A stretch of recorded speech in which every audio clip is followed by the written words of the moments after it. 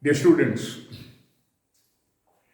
in today's video, I'm going to take up two more sentences, rather, two more types of sentences. Previously, if you remember it, we learned statement sentences, number one, interrogative sentences, number two, and then imperative sentences, also called mood sentences. Now I'm going to take up two more types of sentences, rather two more forms of sentences. Number four is exclamatory sentence. If you understand it properly, there's a word in English, we call it exclaim. Exclaim means to express with a kind of intensity. In शुद्ध Hindi we'll say कुछ प्रबलता से बड़े strongly अपनी भावनाओं को व्यक्त करना, आपके अंदर जो फीलिंग्स हैं या इमोशन है उसको एक्सप्रेस करना.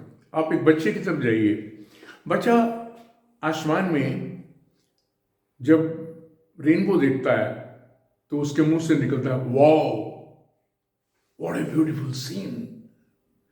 अगर वो व्हाट ए ब्यूटीफुल सीन ना भी कहे तो ये जो वाव शब्द है ना, अपने आप में उसके इमोशन को एक्सप्रेस कर देता है. ये जो एक्सक्लेमेटरी सेंटेंसेस है वो सेंटेंसेस होते हैं जो एक्सक्लेम करते हैं, एक्सप्रेस करते हैं हमारी इमोशंस को या फीलिंग्स को, हमारे एहसासों को, हमारी भावनाओं को, हम कैसा महसूस करते हैं. अगर हम उदास हैं तो उसके लिए अलग शब्द है, अगर हम बहुत खुश हैं तो उसके लिए और शब्द है. अगर आप कोई बाजार जाते हुए एक्सीडेंट देखते हैं तो आपके जो शब्द होंगे या आपका बोलने का तरीका होगा आपकी उदासी को शो करेगा. अगर कोई मैच जीतते हैं या कुछ खास प्राप्ति होती है, आपका रिजल्ट बहुत अच्छा है, आपके भाई का रिजल्ट बहुत अच्छा है, तो उससे क्या होगा, आप अपनी खुशी को जाहिर करेंगे, उसके लिए एक खास शब्द का इस्तेमाल होता है और वो शब्द जो है ना अपने आप में पूरा होता है आपकी भावना को व्यक्त करने के लिए. इन English I say, in English there are a few words which are used or which we use as speakers of the language to express our emotions and feelings. इन बातों को जानना इसलिए बहुत ज़रूरी है. एक वीडियो में मैंने बोला था, जब हम किसी की कही हुई बात को रिपोर्ट करते हैं तो इन शब्दों को जो इस्तेमाल किया गया है रिपोर्टिंग में, हम उस शब्द को कैसे रिपोर्ट कर पाते हैं ये बहुत ज़रूरी है. इसमें एक और बात है, कई बार शब्दों का इस्तेमाल नहीं होता, सेंटेंस अपने आप में आपकी इमोशन को एक्सप्रेस कर देता है, शो कर देता है. तो एक्सक्लेमेटरी सेंटेंसेस वो होते हैं, those sentences, especially words which exclaim or express with intensity an emotion or a feeling. In short, आपने कुछ देखा तो आपने कुछ महसूस किया, अच्छा या दुखदाई. कुछ शब्दों का आप इस्तेमाल करते हैं. जब शब्दों का इस्तेमाल करते हैं तो आपकी जो बॉडी लैंग्वेज है, आपकी आंखें, आपके कंधे, आपके हाथ, आपका नाक, आपका पूरा चेहरे का एक्सप्रेशन, वो खुशी या गमी को वो खुशी या गमी जो है उसको एक्सप्रेस कर पाता है बड़ी प्रबलता के साथ, बड़ी स्ट्रांगली, उसको बोलते हैं इंटेंसिटी के साथ. उसको हम एक्सक्लेमेटरी सेंटेंस कहते हैं. Those sentences which express our emotions खुशी की होती है, इमोशन ग्रीफ की होती है, दुख की। इमोशन जो है वो खिंच की होती है, आप किसी बात से बहुत तंग महसूस अपने आप को कर रहे हैं, और वो जो वर्ड्स हैं उनको एक्सक्लेमेटरी वर्ड्स कहते हैं।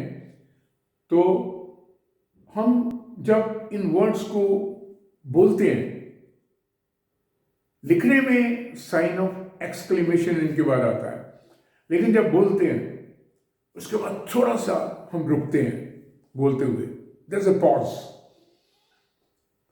और उसके बाद हम फिर सेंटेंस बोलते हैं। तो वो वर्ड्स क्या हैं जो इमोशंस और फीलिंग्स को एक्सप्रेस करते हैं? फॉर एग्जाम्पल, अलास, अलास में बोल देते हैं। अलास मीन्स बड़ी दुख की बात, कोई दुखद घटना हुई, कोई किसी प्रिय की डेथ हो गई, तो अलास और अलास ही इज डेड, वो मर चुका है। आपने मैच जीता, hurrah, we have won the match. वाह, डिस्कस्ट, खिंच, दैट मीन्स के वाह, व्हाट ए शेमफुल एक्ट, कितनी शर्म वाली बात आपने की है। Wow, what a beauty, what a beautiful child, what a beautiful day, what a beautiful sky, और what a rainbow. That way you know इसको यूज कैसे करते हैं। एक्सक्लेमेटरी वर्ड के बाद साइन ऑफ एक्सक्लेमेशन आता है, ये मैंने निशान बनाया हुआ है, plus sign of exclamation plus statement. For example, hurrah, उसके बाद साइन ऑफ एक्सक्लेमेशन आएगा, उसके बाद statement sentence, information giving sentence, we have won, हम जीत गए हैं। Note, exclamatory expression or word expresses our emotion or feeling. Example, hurrah, we have won the match. Alas, we have lost the match. मैंने नीचे लिखा how to speak. आप जब खुशी का प्रगटावा करेंगे तो आपका जो बोला हुआ शब्द है, it should be full of intensity, इसके अंदर ना जोश होना चाहिए। Hurrah, wow, we have won. अब देखते नहीं, जब मैच जीतते हैं तो कैसे जोश से लोग जो है ना, जो उस टीम को पसंद करते हैं, कोई हाथ खड़े करता है, किसी के कंधे ऊपर जाते हैं, कोई डांस करता है, we have one, that kind of thing. So इसको हम एक्सक्लेमेटरी सेंटेंस कहते हैं। English the word is exclaim. Exclaim means express. लेकिन अगर हम एक्सप्रेस किसी स्ट्रांग इमोशन के साथ करते हैं तो that sentence is called exclamatory sentence. I hope I made my point clear. मैं हिंदी में भी आपको समझा चुका हूं। जो पुराने वक्तों में ग्रामर पढ़ाई जाती थी उसमें एक्सक्लेमेटरी सेंटेंस और optative sentence, this side I have written, इन दोनों को इकट्ठा कर दिया जाता था, बिकॉज दोनों में कॉमन बात है। वो कॉमन बात क्या है? दोनों में साइन ऑफ एक्सक्लेमेशन इस्तेमाल किया जाता है। लेकिन आई ऑलवेज प्रिफर, मेरी हमेशा कोशिश होती है कि मैं इसको अलग कराऊं, सेपरेटली कराऊं। उसका एक कारण है, मैं बार बार कहता हूं, वो रोजाना जिंदगी में सिचुएशन के मुताबिक we speak very small sentences. When are you coming? Are you coming? Are we going there? He is going there. What's your name? My name is so and सो।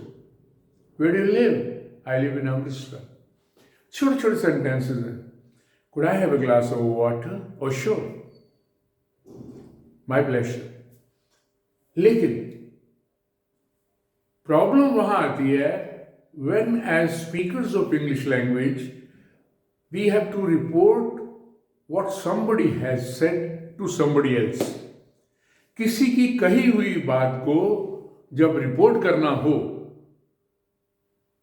तो उसको करेक्टली लिखने में या बोलने में हम ऐसा कर पाए, उसके लिए इन दोनों फॉर्म्स ऑफ सेंटेंसेस को अलहदा सेपरेटली समझना बहुत जरूरी है।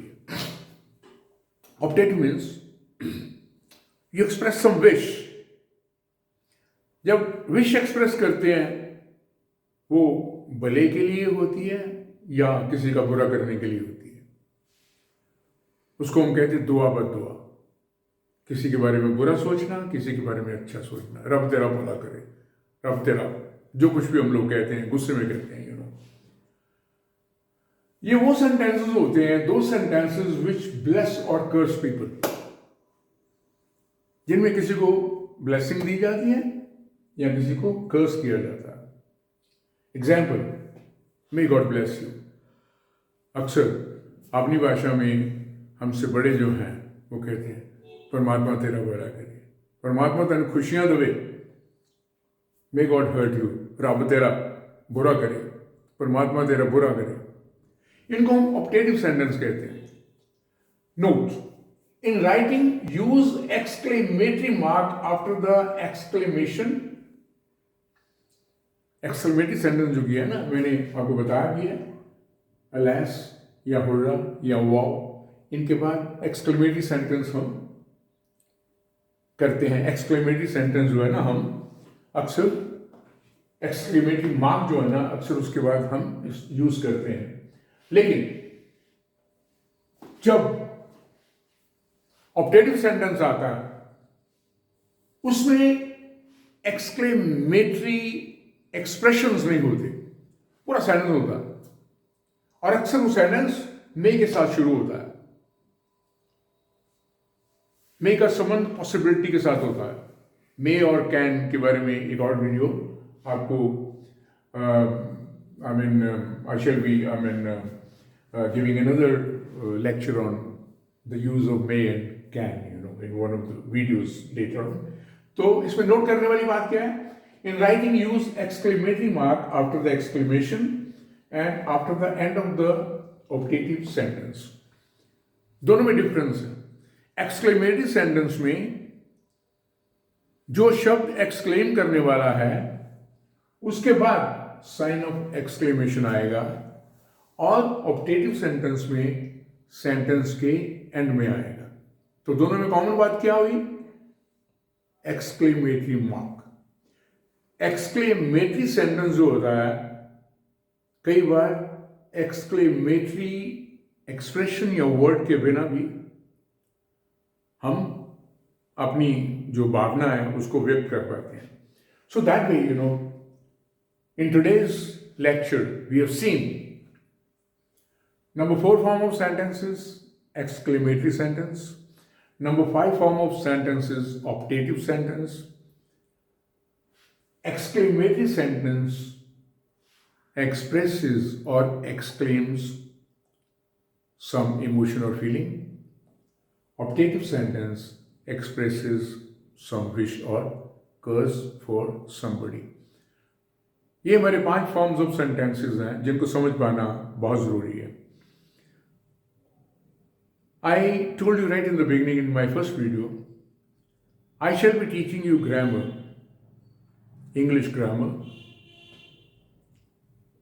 Grammar of speaking, rather I should put first the grammar of writing.